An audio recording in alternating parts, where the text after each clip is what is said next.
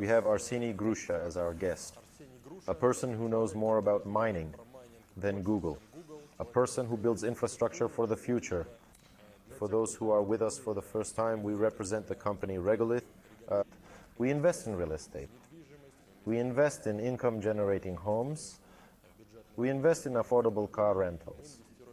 We invest in mining and place mining in Arseniy's data centers. This is happening here in America.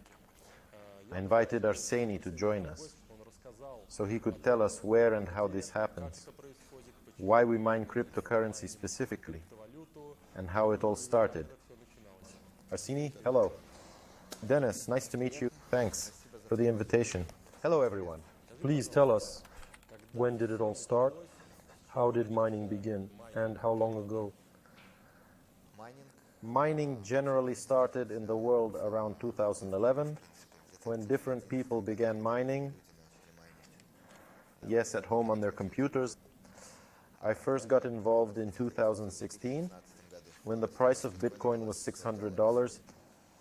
Yes, and we caught a really good wave. We bought our first miner, assembled it with 5 graphics cards, and set it up in the office. I can later share a photo to show what it looked like. That's it. It was really something. Everything was really, as we say, held together with spit and sticks. But it worked, it churned, and we were mining Ethereum back then. And in 2016, we made a very successful investment.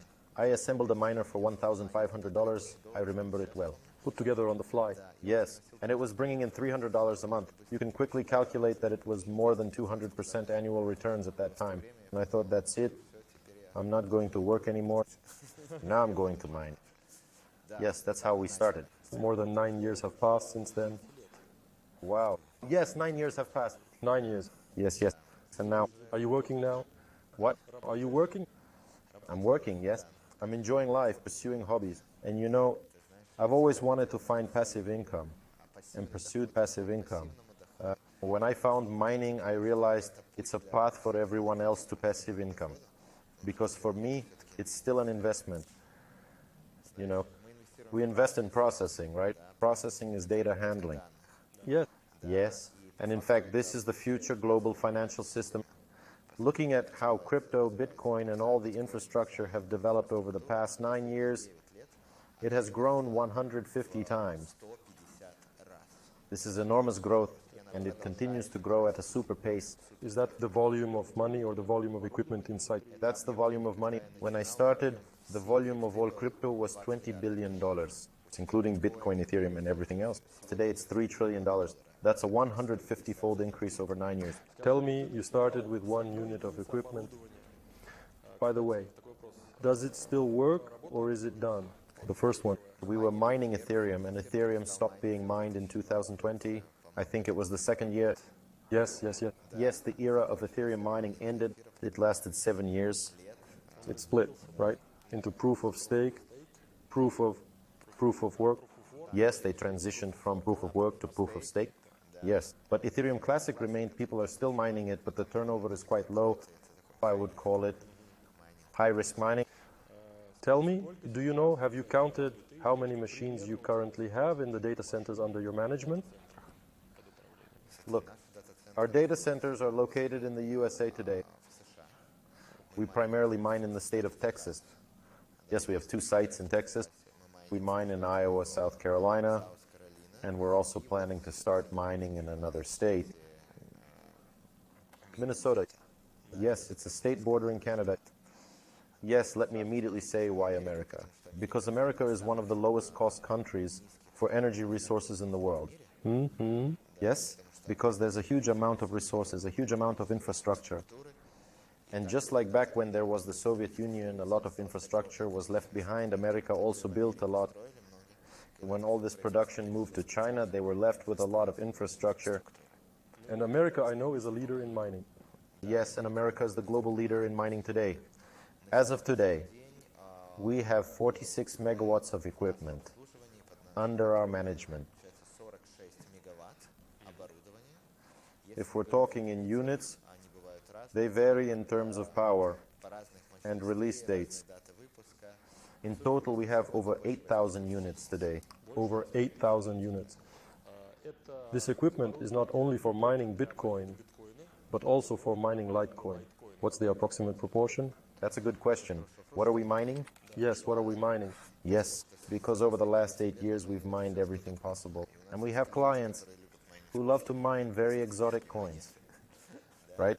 But the main focus is on Bitcoin mining. In our current portfolio, Bitcoin mining accounts for about 70% of the total income. That's Bitcoin mining. Out of these 8,000 machines? Yes, that's Bitcoin mining. And the rest, let's say, 20% is mining Dogecoin and Litecoin. There you mine two coins at the same time, because Dogecoin runs on the same blockchain as Litecoin, and that's what's called merge mining. It all started as purely Litecoin mining, but in 2020, Elon Musk strongly supported Dogecoin, and it really took off. And today it's the 9th currency by market capitalization in the world, and it's no longer a joke. Yeah, it's no longer a meme coin. It's no longer a meme coin. Yes, we even have a department in the US with that name after all. Yes, so nowadays, Dogecoin is our second main focus for mining. And in the last place, as I said, we have various clients who place their equipment with us. They mine various exotic coins. Today it's Kaspa. There's such a coin. It could be Ethereum Classic and various coins like that. Mainly Kaspa, Ethereum Classic, and there's also Zcash. Yes. By the way, I recently found out when we started collaborating that the equipment mining Litecoin can also mine Doge. And for me that was just, wow, wait, how does that even work? You can mine Doge? Awesome. When Dogecoin appeared, I think it was in 2013. There was no proof of stake back then. That concept was barely there, it was just emerging, and there was a trend for proof of work, which was something new. All coins came out with a proof of work system because technology didn't allow for proof of stake yet, and they were considered unsafe at the time. Now, with the current situation around Ethereum, I think most people, let's say the community that believed in Ether was the one mining. Yeah, and of course, this change in their history from being able to mine to now only staking might have affected the price. What do you think? Well, Ethereum is turning into an institutional asset. It's a large protocol hosting many projects, and they want it to be eco-friendly to grow globally. They had this story about the non-eco-friendly nature of mining. That's a completely inaccurate narrative, because, for instance, data centers consume much more than Bitcoin mining or centers for processing banking transactions still do. Classic data centers. Classic data centers. Well, it was just a bad reputation, bad PR, and they've long wanted to get away from it. Actually, there are two reasons for that. Second, they wanted to speed up the entire system, and proof of work didn't allow for that. It was slightly older technology that couldn't accelerate the network to the level they needed. Do you think this has affected the price? Oh, considering Bitcoin is rising, while Ether is at, let's say, 2021 levels, or even? I believe it influenced, and I wouldn't say it influenced a lot, but it definitely did from the community and supporters' side, because many people believed, and it was a lot of ordinary individuals who truly believed and supported. And everyone could do it at home on their graphics card. That was really cool. Yes. By the way, a question. Maybe that had more influence. People think mining is just plugging it into the socket. What's the difference with home mining when you buy the same miner and set it up at home versus professional data centers where Regulate installs equipment and those you build? So what's the key difference? Well, it all depends on the scale of production, as always. You can, if you have one miner at home, and in principle you're slightly deaf, then you're not bothered by the constant noise. The crackling of spinning fans at crazy speed, right? And your neighbors are slightly deaf too. Yes, and at home you might be sneaking electricity because on the balcony electricity is expensive due to regular consumption. It's much more expensive than the electricity sold to industrial facilities. Yes, then you're okay. Many people put it in the garage or somewhere they can't see it and can come once a week to tweak something, right? You know, I always compare the mining business to the real estate business. They're actually quite similar. You invest in and have a passive monthly income. In this case, it might even be daily, right? Houses weekly. Investors receive dividends consistently, every Monday or Tuesday. Everything mined is converted to USDT, and dividends are paid out. Yes. And if, for example, you have an apartment and you're renting it out, right? And you can manage one apartment, but imagine if you have 1,000, right? You won't be able to manage them, communicate with all your clients, solve issues, fix or do things here and there. Yes. Plus, your expenses will grow significantly. That's why industrial mining, above all, is about the price. The price in industrial mining is much lower due to scale. With a large scale, your cost for all expenses is much lower. For example, when it comes to repairs, many of our data centers have dedicated repair facilities right inside. So you can fix a machine. If a fan breaks down, you can repair it quickly. Of course, it should happen quickly because time is money. Yes. Every second is money. So if something breaks, it should be repaired quickly. We must have cheap electricity and good cooling. Exactly, cooling. And it's also very important to clean the equipment because it gets dusty very quickly, right? The cleaning process involves purging and blowing out. There are maintenance days when everything is shut down and blown out, checked, cleaned, to prevent any bugs from getting burned and causing a short circuit. Yes. And of course, professional maintenance. Yes.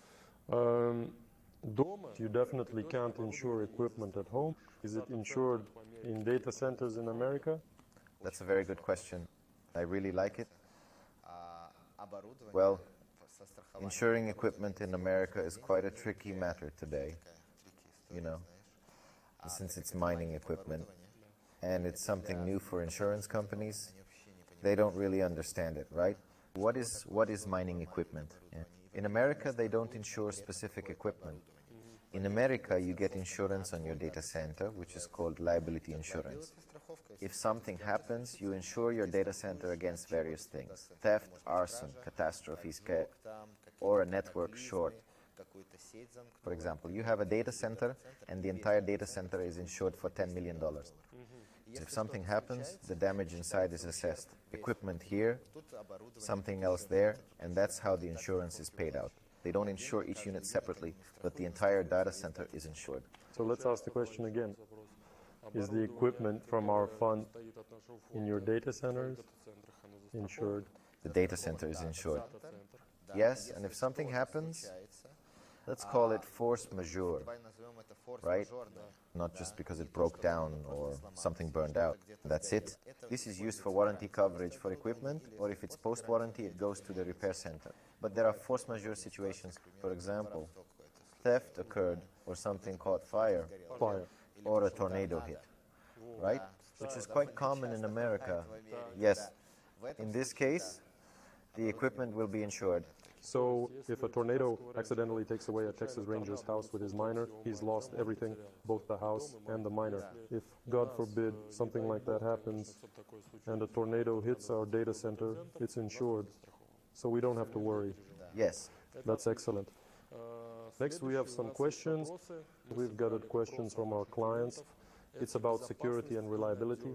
What are the security measures, physical, technical, or cyber protection, to prevent someone from getting in or launching a virus on our equipment? How is this protected? Let's start with physical security. Yes, all data centers are secured 24/7 with cameras. Yes, as you can see, for example, in this picture, and we can actually put up a couple of photos to show what it looks like. There's 24/7 monitoring. Even if a car approaches, its number is scanned, and if there are any movements, the police are immediately called. After all, we're in the USA, and they respond quite quickly. Thefts in such data centers are quite rare because they are entire production facilities that are well secured. Yes. Now, moving on to the cyber part. All our servers are located in our data centers. Everything that's mined happens every second. And in the mining pool, Bitcoins are generated roughly every 10 minutes. So every time there's a 10-minute block, meaning every 10 minutes, that's the most frequent time your account can generate profit. We don't touch it. Client funds remain in the mining pool accounts and are immediately transferred to the client from there. We actually don't have access to them. We only have access for withdrawal to the client's wallet. Yes, that's what we convert. When we make the request, and all coins are converted to USDT. Yes, that's correct. They're converted right there, directly in the pool, and immediately sent to the client. In this case, with Regalit, conversion happens daily. Every day, all mined coins, whether Bitcoin, Dogecoin, or Litecoin, are converted to USDT and sent out completely, once a week. And we don't even put them in our accounts, because we store them with a great service our company has been working with for 7 years, which is currently ranked 3rd in the world. Yes, and you can trust this company, and the money is stored there for a maximum of 1 week. Sanya, tell me, has there ever been a time when you arrived, opened the data center, and it was empty? Well, Like my bees, and the hive is empty. listen, there were stories when equipment was stolen. For how much? Honestly, yes. And the equipment was found later, yes, but the money wasn't returned, including various deposits and everything else. The equipment was worth $1 million. The guy said, we have technical issues here, blah, blah, blah. The electricity isn't working yet, but soon it will be. And we managed to arrive, sent the guys, they arrived, opened up, and were physically gathering equipment. They realized something wasn't right there. They gathered the equipment, packed it, and sent it to storage. At the same time, there was equipment belonging to other clients there. We were renting space in the data center at that time, right? And those clients were never able to get their equipment back. And we left deposits with the company, saying payments for electricity then, and never got them back because, as it turned out, the person didn't pay his bills. You can avoid paying for several months, get into $2 million of debt, and simply disappear after selling the equipment. This situation happened in America. Such situations also happen. Therefore, probably one of the main conclusions, you should always choose the right partners to work with. Or build your own data centers. Of course, yes. You also need to choose the right partners to build with. That's why our position is to invest in equipment and place it in our partners' data centers. 100%.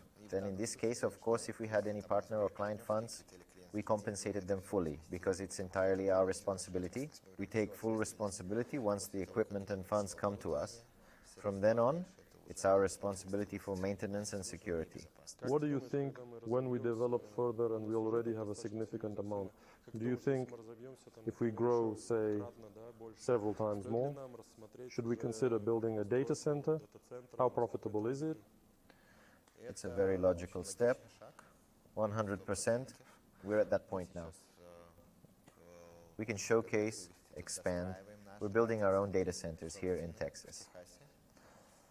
Yes, a data center is a new type of real estate, a new type of property in America, very popular, and it's rapidly increasing in value. Because today, mining data centers can easily be converted into data centers for AI or other services. I think this is the most important infrastructure. That's where we're focusing. We have years of expertise here, and we know how to do this. Our focus is on mining data centers. We recently signed a contract with a company that designs data centers for AI. We want to launch a pilot project, but that's more for the future. Right now, our focus is on mining and Bitcoin. Sanya, I've heard that there are huge problems in Russia now. For many sites that mined in Russia, those who bought equipment with licensing, registering this equipment, paying taxes, and many were connecting illegally. Now all this needs to be licensed in Russia. And because of this, the question is, how are things going for you with government agencies, licenses, and regulatory bodies in the USA? Din, you're absolutely right about Russia, because, every new day, you can expect something new, especially for your business. In the USA, it's unlicensed activity. In the US, basically, when it comes to With business, it's much easier. You can open a company in a day and provide hundreds, thousands of services without any licenses. Also, each state has its own rules, and there are federal laws. Yes, for example, as of today, the state of Texas officially supports crypto miners. For them, mining is like a city or even state-forming industry, because miners help balance the local power grids. There's a lot of electricity produced, solar energy, wind energy, different types of power plants, for example. The sun and air, they are unstable. A lot of electricity during the day, little at night, right? And miners, since we can turn off during peak hours or supply more electricity, well, we balance the operation of the entire power grid. So like a stabilizer. Yes, and today mining in Texas consumes 10% of all Texas electricity. And just so you know, Texas produces as much electricity as the country of Germany. So basically that's 10% of what Germany produces. Yes. Listen, I've also heard that Trump came to power and reopened coal mines that also generate electricity. Yes, he did it to bring down the prices of electricity and energy resources. And have the prices already started to drop? That's what's happening now, yes. They are gradually going down because, let's say, there's a flow of blood through the veins, right? So mining will become even more profitable, right? Yes, mining will become even more profitable in America. And the cool thing about the USA is that even if someone wants to change a law, it's still a democratic country. And when the Biden administration was in place, they issued a law wanting to tax mining with an additional 30% on profit. And they issued a bill where each miner sent us letters, where each miner had to tell them where they mine, what they mine, how much equipment they have. They wanted to conduct such an audit. And the state of Texas came and said, this is illegal. It is not covered by law. We refuse to respond to you. And they blocked that bill. So they blocked it in the Senate, and it went nowhere, because it was unprofitable for the state of Texas. That's it. So there are a lot of opposing forces there. And today we can say that this is the country where you should develop mining if you want to invest. It should be in the USA, not Russia or Kazakhstan. But what about the north? They say it's so cold there. Many friends in Russia tell me, look, here it costs 2 rubles. And in America, it costs 6 cents. Right now it's $0.05. So what's the point? It's so expensive. I say, guys, risks. Risks. You're absolutely right. The risks are completely different. The main rule for an investor is not to lose money. I'd rather earn 10 to 20% less over 5 years, but not lose my money. Mm-hmm. Yes. And here you can be sure you won't lose them. It's your risk. It's called government risk. Yes, the likelihood of political risks actually happening is pretty low. Which is very important. Political risks are probably the only risks for mining right now in today's world. Next chapter. Let's move on to profitability, financial model. Why do we even mine? Of course, to make money from it. And what is the real profitability for miners now? Well, let's take last year, for example.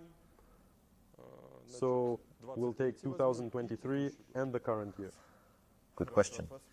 Many people sometimes ask, when you say you are mining on an industrial scale, really, are people still mining? Yes. Or isn't it more profitable to just buy Bitcoin? Why bother?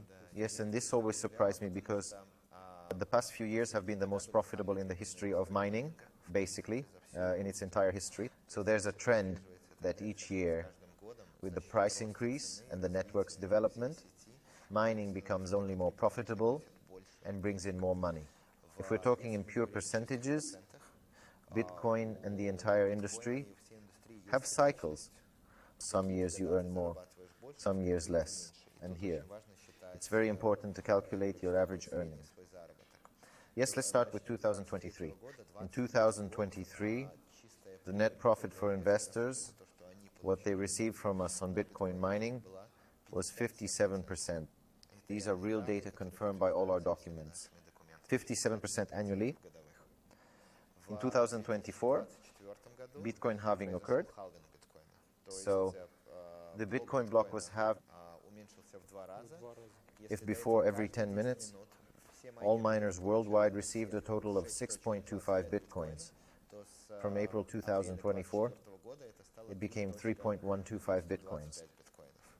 Yes, by half. And even with that, the average annual profitability for Bitcoin miners was around 40 to 45%. But this year, we took a big step by reinvesting a lot of money into Dogecoin and Litecoin, thus diversifying.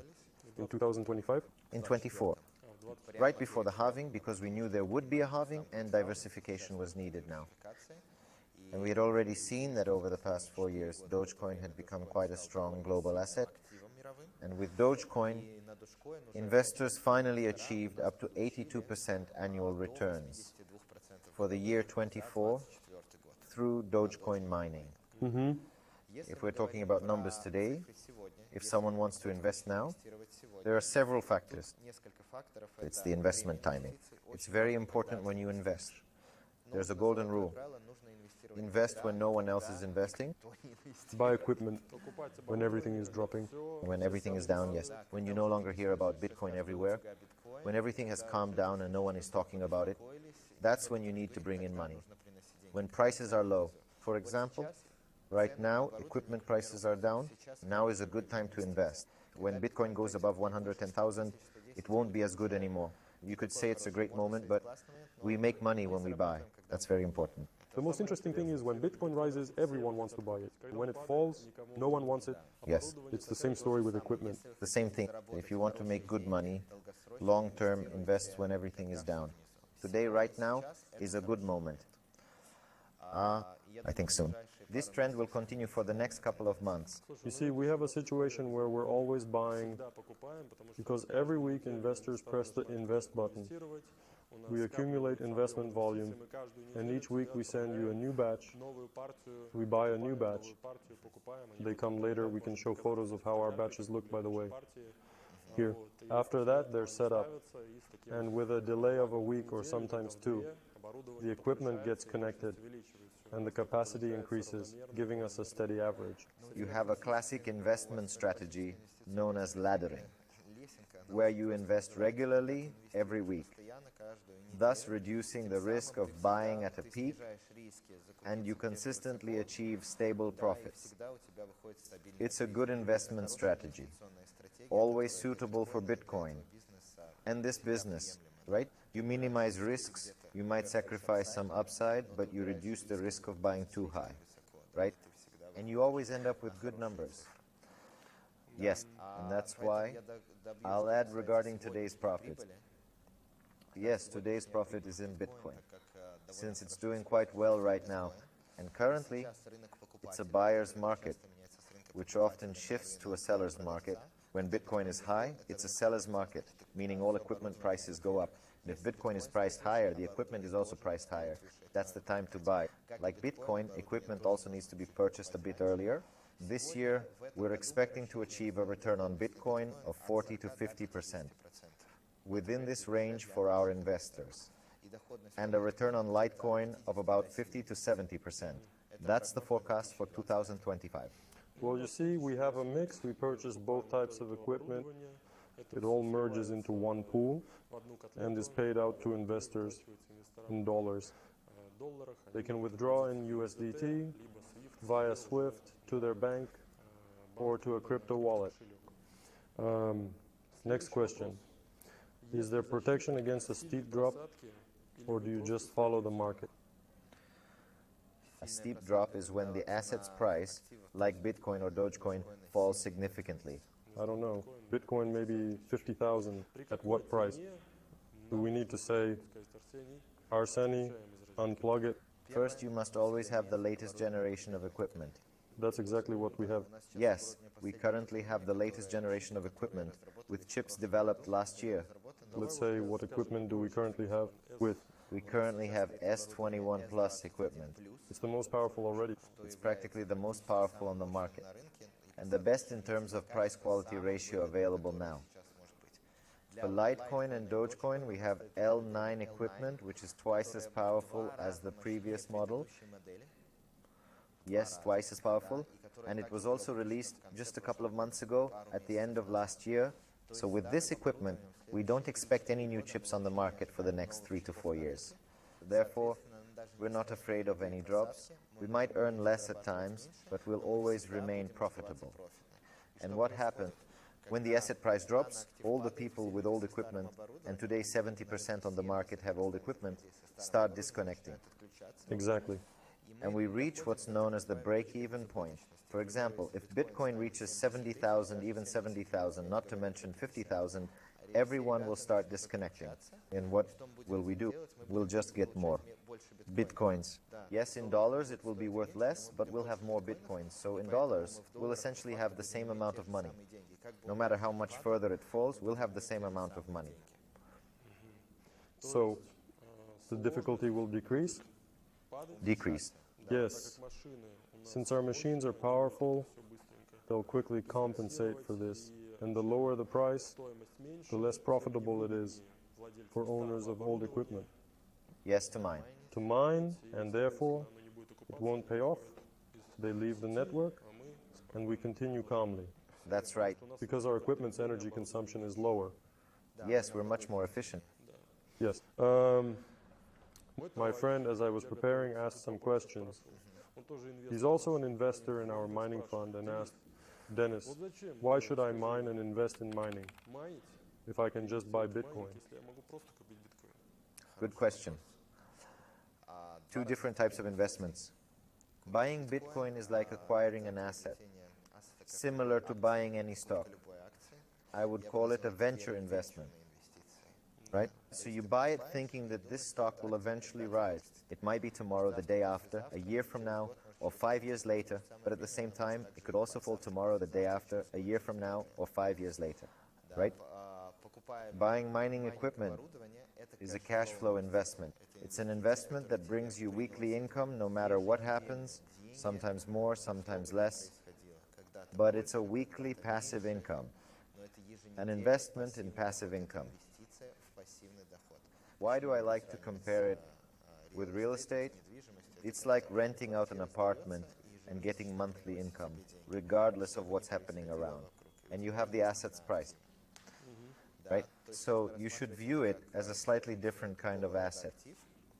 I love cash flow investments because they give me confidence in the future, right? And I know that on this date I will receive money, right? And that personally gives me peace of mind, right? It's also a way to hedge against Bitcoin's price fluctuations. For example, if Bitcoin drops, as you said, Bitcoin went down to 70,000. So today, people went and bought, we invested in Bitcoin at 95. 2 months pass and Bitcoin is at 70, and you effectively lose 30% of Bitcoin's value. And you have the option to either sit and wait for it to rise, maybe a year, maybe 2, maybe half a year, we don't know, right? Or exit and lock in the loss. In this case, the mining equipment would be worth not 30% less, but maybe 5%, maybe 7%, at most 10% less at the time. But you'll still be earning every month. So it doesn't drop as much as Bitcoin and continues. It allows you to earn money monthly. On the other hand, when we experience strong growth, Bitcoin equipment can also increase by 30%. Equipment will also rise by 10%, right? And you'll be earning more all these months. Each month, like, yes, more dollars, USDT will be coming in, right? But you're kind of hedging. You're not as exposed to market fluctuations, which for a smart investor and someone with better risk management, I think is very optimal. Yes? Arseniy, another question from one of our meticulous clients. He says, guys, how come? Look, we've just bought equipment. In a year, it will definitely cost less. Here's the question. Will the equipment cost less in a year? Well, theoretically, yes. In a year, the equipment won't be new anymore. Is it possible that it will be cheaper or more expensive? And how quickly can it be sold? Indeed, equipment does have its own specifics. Annual depreciation. And in this industry, equipment depreciation averages around 15 to 20% per year. Yes, it's quite significant depreciation, as it is throughout the computer chip industry. When you buy your computer, you know that in 5 years, the technology will be much stronger and more advanced. On one hand, we have depreciation, and on the other, we have the asset price. The price, meaning what we mine, for example, Bitcoin, and the price of equipment directly depends on the asset price as well. So we have two indicators. Our calculations and models are built in such a way that we mine and on average we depreciate by 15 to 20% per year, right?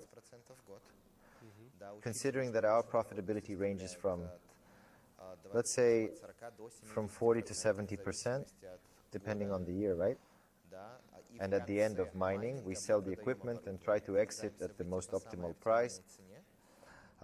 Sales usually occur at 20 to 50% in 4 to 5 years from the original equipment cost, depending on how much the asset is worth. Let's take the current optimal minimum. Today, we still have equipment running that we installed in 2019. It's still running? It's still running. It's been 6 years already. Yes, 6 years. Today, or it costs about 20% of its original value from 6 years ago. Let's take 5 full years, right? So at the very end, we sell this equipment. So we get back part of our investment, let's say on average. We mined around 50% per year we earned, plus the equipment sale. And here we get a return of about 250, then 230, 200, if by 50, 250 plus 30, 280%, right? This is the basic mining case that I've gone through several times with my own investments, personally. Well, judging by the fact that there are public companies engaged in mining, there must be something to it. There must be some sense since they invest such huge capital.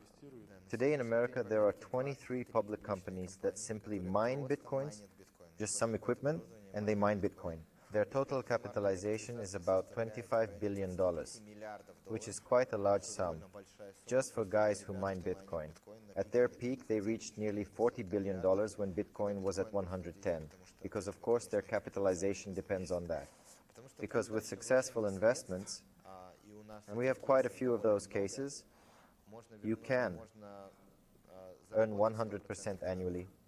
Like last year, we achieved 82% annually for our investors with Doxonom. Therefore, of course, public companies are actively involved in this, building, buying sites, and expanding actively without breaks. Do you personally invest in mining or only in building data centers? This is my main investment overall. So more in mining? More in mining. I started with this. I see this as passive income for myself. I see it as a great investment for myself. I even tried investing in other things, but I invested more in mining because the returns are very cool, and I like it. And I like that I'm not tied to the economy of any country. And not tied to trading, where you need to constantly watch the screen, set, stop, short. Like yesterday when I was talking with my friend, right? Who says, it makes sense for me to wake up at 8:30. I wake up every morning and watch. That's for those, yes, for those who are very bored. Well, first of all, he's new to cryptocurrency, so he hasn't seen much yet. 20% of all equipment under our management is our own equipment, which we invest in self-monics ourselves. Yes, as I said, we are independent of any economy, be it Europe, the dollar, or the Russian ruble, right? Because, for example, the dollar has dropped by 10% in the last 2 months, right? And you are not dependent on any economy. And given today's uncertainty in the world, being in a fairly solid asset that mirrors gold in many ways, I think is a really cool thing. Tell me, we've gotten into mining for at least 2 years. That's just the kind of contract we have with our investors. Yes. Do you think mining will still be as relevant in 2 years?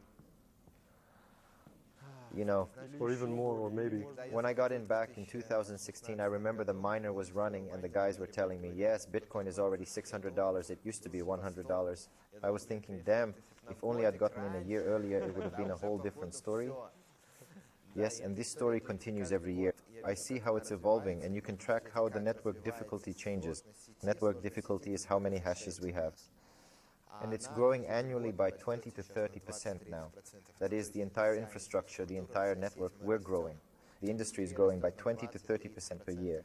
I just remembered something.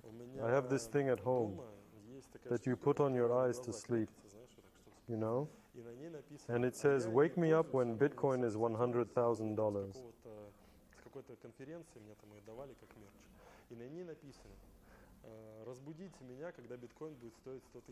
And recently I looked at this thing and it's already worn out. The straps have fallen off. And I look and think, this thing is about 3 years old. Back then, no. Who hasn't thought that Bitcoin would reach 100,000? It seemed like something unreal. Now Bitcoin is hovering around 100, right? Give or take. And here it is, just like the story when it was $100, right? And then $600, Yes, yes. Imagine, it was $100, now it's $100,000. right? 1,000 times $100. Will it hit $1 million? It will hit 1 million. I think we'll reach 1 million. In 5 to 8 years, Bitcoin will be $1 million. 5 to 8 years, 2030, 2030. The third, yes? Noted. $1 million per Bitcoin. Okay. If that's the case, then it's on you. A yacht and cigars. Well, we can still bet on Bitcoin. Or on Bitcoin. All right, let's see. Until then, we'll keep mining peacefully. And this confirms to investors that it's a very relevant field. So you're not too late to the party. Yes, 100%. So in conclusion, what would you say to an investor who's afraid to invest in mining? Because we have such clients too. You need to start small. Always invest a little, check your investment, see how it works over a week, 2, 3, a month, how the money flows, how withdrawals work. If everything operates well, check the profitability and study the market a bit. And get in when. You see, that there isn't a massive hype. I'll be honest here.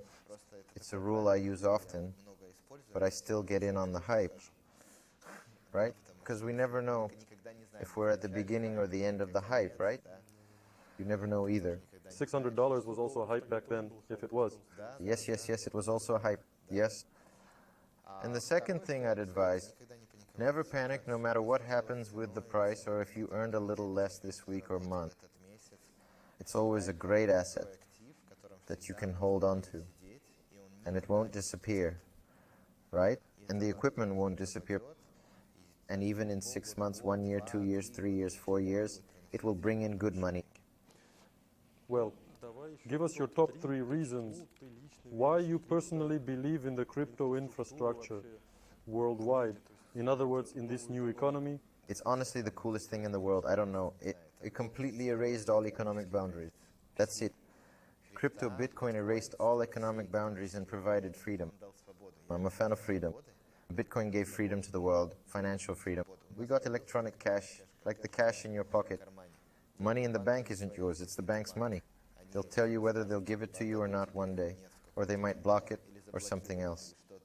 But this is your money, and you can send it anywhere in the world in 1 minute, anytime. Of course, it's the future. Right now, the old banking system and old money are like a Nokia phone. Unfortunately, it's definitely great, but... All right, you convinced me. Now I urgently need to invest in a mining fund. All right, so thank you, Arseniy. I want to thank you on behalf of the entire Regolith company. We've been working with you, and this new year we already launched our 25th project. The infrastructure is reliable, and we're really happy with both the installation and post-installation process, as well as the monitoring. Everything is as transparent as possible. The team is always available. We're always confident that everything is excellent. Plus, I have another reason to fly to America. Yes, to Texas, especially since my friend Andre lives in Texas. Hello. You'll probably watch this video too. There you go. And the mining fund provides transparent, stable returns. So, friends, invest in the mining fund. Arseniy, thank you once again. Yes, Dennis, I want to thank you. It's nice to see such great partners. It's nice to see that people trust you, right? And we'll make the best profit for you. Thank you, guys. See you next time, friends. Thank you all.